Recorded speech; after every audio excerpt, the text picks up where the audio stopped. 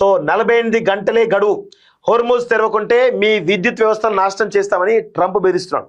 మరి అట్లా అంటే ఇరాన్ ఊకుంటుందా? ఇరాన్ భయపడుతుందా? ఇరాన్ ఏమంటారు చూడండి. ఇరాన్కు డొనాల్డ్ ట్రంప్ అల్టిమేటం, తీవ్ర ప్రతీకారం తప్పదన్న ఇరాన్ అంటారు. సో అమెరికా ఎంత దాడులు చేసినా కానీ ఇరాన్ మాత్రం వెనకడుగు వేసలేదు. ప్రతి దాడులు అంతకు మించి చేస్తా ఉంది ఇరాన్. 100% ఇది కరెక్ట్. ఇరాన్ క్షిపణి దాడులతో ధ్వంసమైనటువంటి అరాద్ పట్లంలోని భవనాలు అంటూ చూస్తా ఉన్నాం. హోర్ముజ్ జలసంధిని 48 గంటల్లో పూర్తిగా తెరిచి నౌకల స్వేచ్ఛ రవాణాకు వీలు కల్పించాలని, లేకుంటే ఇరాన్ లోని విద్యుత్ కేంద్రాలు ధ్వంసం చేస్తామని డొనాల్డ్ ట్రంప్ హెచ్చరించారు. ఇప్పటిదాకా 48 గంటల్లోగా హోర్ముజ్ జలసంధిని ఎలాంటి బెదిరింపు లేకుండా పూర్తిగా తెరవకపోతే ఇరాన్ లోని విద్యుత్ కేంద్రాలపై అమెరికా దాడి చేసి పూర్తిగా విధ్వంసం చేస్తుంది. పెద్ద విద్యుత్ కేంద్రంతో మొదలు పెడతాం అని ఆదివారం తెల్లవారుజామున ట్రూత్ సోషల్లో పోస్ట్ పెట్టారు. హోర్ముజ్ జలసంధి మూసివేత పశ్చిమాసియాలో ఇంధన వ్యవస్థలపై పరస్పర దాడులతో చమురు ధరలు పెరిగిన నేపథ్యంలో ట్రంప్ పై ఒత్తిడి పెరుగుతోంది. ఇరాన్ 6 నెలల వరకు హోర్ముజ్ మూసి ఉంచగలదని అమెరికా రక్షణ గూఢచార సంస్థ అంచనా వేసిందని, దీనిపై అమెరికా రక్షణ కార్యాలయం పెంటగాన్ లో విస్తృత చర్చ జరిగిందని CNN వార్తా సంస్థ పేర్కొంది అంటూ చూస్తున్నాం. కాగా ఇరాన్ అంతమైపోయినట్టేనని, ఇక అమెరికాకు అతిపెద్ద శత్రువు రాడికల్ లెఫ్ట్, అసమర్థ డెమోక్రాటిక్ పార్టీ అని ట్రంప్ మరో పోస్ట్ లో వ్యాఖ్యానించారంటూ చూస్తున్నాం. సో 6 నెలల వరకు కూడా హోర్ముజ్ జలసంధి పైన ఆధిపత్యం చెలాయించడం కావాల్సినటువంటి శక్తి ఇరాన్ దగ్గర ఉందట. సో అది భయపడే ఇరాన్ను ప్రతిసారి కూడా బెదిరిస్తా ఉన్నాడు ఎవరు? ట్రంప్. వాళ్ళు అసలు భయపడేటువంటి పరిస్థితిలో కనబడతలేదు. శత్రు దేశాల నౌకలు తప్ప అన్ని వెళ్ళొచ్చట. సో శత్రు దేశాలు ఏవి? ట్రంప్ వ్యాఖ్యలపై ఇరాన్ తీవ్రంగా మండిపడింది. తమ మౌలిక సదుపాయాలపై ఎలాంటి దాడి జరిగినా తీవ్ర స్థాయిలో ప్రతీకారం తీర్చుకుంటామని హెచ్చరించింది. ఇరాన్కు చెందిన ఇంధన విద్యుత్ వ్యవస్థలను శత్రువు లక్ష్యంగా చేసుకుంటే మేము పశ్చిమాసియాలోని అమెరికా స్థావరాలు, ఆ దేశ సంస్థలతో సంబంధం ఉన్న అన్ని ఇంధన, ఐటీ, నీటి శుద్ధి, మౌలిక సదుపాయాలను ధ్వంసం చేస్తాం అని పేర్కొంది. తమ దేశంలోని విద్యుత్ కేంద్రాలను లక్ష్యంగా చేసుకున్న వెంటనే హోర్ముజ్ జలసంధిని పూర్తిగా మూసివేస్తామని, సో తమ విద్యుత్ కేంద్రాలు పునర్మించేంత వరకు తెరవబోమని సో IRGC చాలా స్పష్టంగా వార్నింగ్ కూడా ఇస్తా ఉంది. మీరు మా విద్యుత్ సంస్థలు దాడి చేయండి, హోర్ముజ్ను పూర్తిగా మూసివేస్తాం, మొత్తం ప్రపంచాన్ని అతలాకుతలం చేస్తామని చెప్పేసి కూడా ఇరాన్ చాలా స్పష్టంగా చెప్తా ఉంది. సో కాల్పుల విరమణ కోసం తుర్కీ ప్రయత్నాలట. డీసాలిటేషన్ ప్లాంట్లు అత్యంత కీలకం. పశ్చిమాసియాకు బ్రిటన్ తమ అణు జలంతర్గామి HMS అన్స్టోను హోర్ముజ్ జలసంధి వైపు తరలించింది. పశ్చిమాసియాలో ఉద్రిక్తలు మరింత పెరుగుతుండడం, UK, అమెరికా ఉమ్మడి సైనిక స్థావరం డీగో గార్సియాపైకి ఇరాన్ క్షిపణులు ప్రయోగించడం నేపథ్యంలో జలాంతర్గామి తరలింపు ప్రాధాన్యత సంతరించుకుంది. ఆస్ట్రేలియాలోని పెర్త్ నుంచి ఈ నెల 6న బయలుదేరినటువంటి HMS అన్స్టన్ జలాంతర్గామి ప్రస్తుతం అరేబియా సముద్రంలో హోర్ముజ్ జలసంధి సమీపంలో మోహరించినట్టు అంచనా. ఆదేశాలు రాగానే దాడులు చేయడానికి సిద్ధంగా ఉన్నట్టు తెలుస్తా ఉంది. So 100% Iran తగ్గుతలేదు.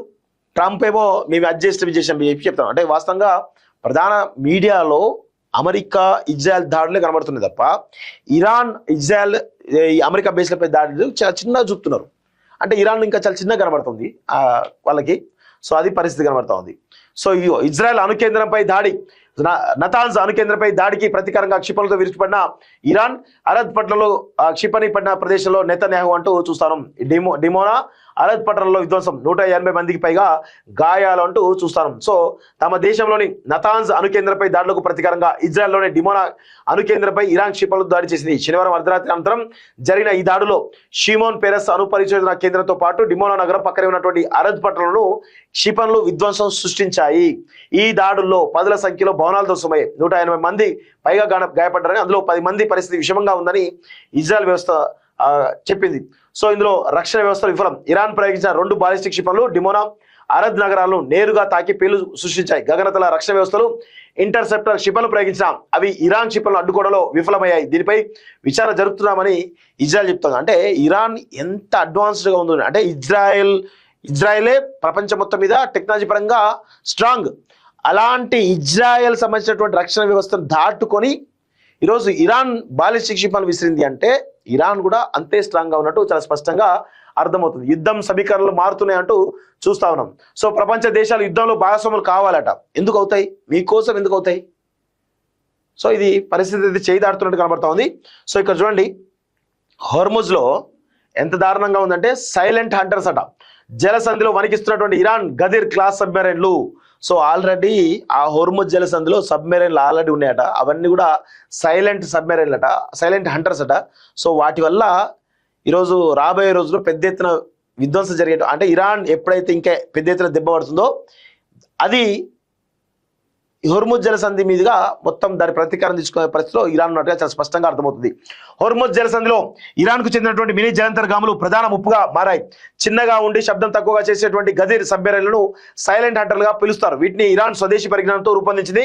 ముఖ్యంగా పర్షియన్ గల్ఫ్, హోర్ముజ్ జలసంధి వంటి తక్కువ లోతున్న నీళ్లలో మోహరించేందుకు వీలుగా వీటిని తయారు చేసింది. అమెరికా ఇజ్రాయెల్ తో యుద్ధం వేళ ఇరాన్ ఈ సైలెంట్ హంటర్ల ద్వారానే హోర్ముజ్ జలసంధి నియంత్రిస్తుంది. చమురు ట్యాంకర్ల రాకపోకలను అడ్డుకుంటుంది. చిన్నగా ఉండేటువంటి గదీర్ తరగతి సబ్మెరైన్లను అదృశ్య నౌకాదళంగా భావిస్తున్నారు. ఇవి 29 మీటర్ల పొడవు, 120 నుంచి 150 టన్నుల బరువు మాత్రమే ఉంటాయి. అంటే ఒక సాంప్రదాయ దాడి జలంతర్గామి పరిణామంలో ఇది 10వ వంతు మాత్రమే ఉంటుంది. చిన్నగా ఉండడం వల్ల 30 మీటర్ల లోతు మాత్రమే ఉన్న నీళ్లలోనూ సులువుగా ప్రయాణించగలదు. శత్రువులు కంటపడకుండా వారి నౌకలపై సమర్థవంతంగా దాడి చేయగలదు. అలాగే లోతైన జలాల్లో ప్రయాణించేటువంటి జలాంతర్గాముల కోసం రూపొందించిన సోనార్ వ్యవస్థలకు ఇవి దాదాపు కనిపించవు. నీటి అడుగున నక్కి శత్రు నౌకలు దగ్గరకు వచ్చే వరకు వేచేసి టార్పెడోలు, క్షిపణులతో దాడి చేయగలవు. ఇరాన్ వద్ద ప్రస్తుతం గదీర్ తరగతి సబ్మెరైన్లు 20 వరకు ఉండొచ్చని అంచనా. ఆ 20 ధ్వంసం చేస్తేనే మిగతా ఆ హోర్ముజ్ జలసంధిని స్వాధీనం చేసుకునే అవకాశం ఉంటుంది. కానీ ఈలోపు ఈ ఏవైతే సైలెంట్ హంటర్స్ ఏవైతే ఉంటాయో ఇవి 100% ఆ శత్రు వస్తున్నారో వాళ్ళని ముందే పసిగట్టేసి వాళ్ళపై దాడులు చేస్తున్నారో అది చాలా స్పష్టంగా తెలుస్తోంది. సో హోర్ముజ్ లో ప్రయాణం ప్రమాదకరం. హోర్ముజ్ మార్గంలో గదీర్ జలంతర్గాములు చాలా ప్రమాదకరమైన నిపుణులు భావిస్తున్నారు. అంతర్జాతీయ నౌకా మార్గంలో రాత్రిపూట ఇది రహస్యంగా 4 నుంచి 8 నౌకా మందుపాతలు అమర్చగలదు. వాటిని గుర్తించి నిర్మించడం చాలా కష్టం. గదీర్ సబ్మెరైన్లను ఇరాన్ ఒక నిశ్శబ్ద నీటి ఆయుధంగా భావిస్తుంది. వీటి వల్ల హోర్ముజ్ జలసంధిలో ప్రస్తుతం అమెరికా నౌకలకు ముప్పు పొంచి ఉంది. ఈ సబ్మెరైన్లను పర్యవేక్షించడానికి అమెరికా తన A-10 విమానాలు, అపాచీ హెలికాప్టర్ రంగంలోకి దింపాల్సి ఉంటుంది అంటూ చూస్తున్నాం. సో ఎంత చేసినా కానీ ఇరాన్ యొక్క ప్రధానమైనటువంటి ఏదైతే శక్తి ఉందో అది 100% ఇజ్రాయెల్ కంటే కూడా, అమెరికా కంటే కూడా వీళ్ళ హోర్ముజ్ జలసంధి ఏదైతే ఉందో అది కొంత వాళ్ళ యొక్క ఆయువు పట్టుగా కనబడుతుంది. సో అందుకే ఇప్పుడు దాన్ని లక్ష్యంగా చేసుకుని ఇజ్రాయెల్, అమెరికా, రకరకాల దేశాలు కూడా కలిసి వస్తున్నాయి. సో ఒకసారి కలిసి వచ్చినాయంటే చూద్దాం. మరి కొన్ని రోజులు అయితే ఈ హోర్ముజ్ జలసంధి పైన అమెరికా ఆధిపత్యం చెలాయించడం కానీ కైవసం తీసుకునే అవకాశాలు ఉంటాయా అనేది కొంత స్పష్టత అయితే లేదు. 100% ఈ సైలెంట్ హంటర్స్ ఏవైతే ఉన్నాయో అవి వాటిని ఎదుర్కోవడం ఎవరి వల్ల సాధ్యం కాదు అనేది చాలా స్పష్టంగా తెలుస్తా ఉంది. ఇజ్రాయెల్ నగరాలపై ఇరాన్ మిసైల్స్, డిమోనాలోని అణు కేంద్రమే టార్గెట్ అంటూ చూస్తా ఉన్నాం. సో ఇది చాలా విధ్వంసం ఎట్లయితే ఇంత ఘోరాద్ఘోరమైన విధ్వంసం అయింది. సో ఈ డిమోనా నగరంలో దాదాపు ఇది ఒక మినీ ఇండియా అంటారు ఈ డిమోనా నగరాన్ని. మినీ ఇండియా పైన దాడి జరిగినట్టుగా తెలుస్తా ఉంది. మాది రైతు ప్రభుత్వం, రైతు భరోసా కింద 3600 కోట్లు విడుదల అంటూ చూస్తా ఉన్నాం. నిషేధిత జాబితాలోకి లక్షల ఇండ్లు, నాన్ అగ్రికల్చర్ రాష్ట్రంలో గుడ్డిగా లిస్టు చేసిన రెవెన్యూ అధికారులు. ఇట్లా ఉంటది. ధరణిపై భూభారతి వచ్చిందంటే భూభారతి కూడా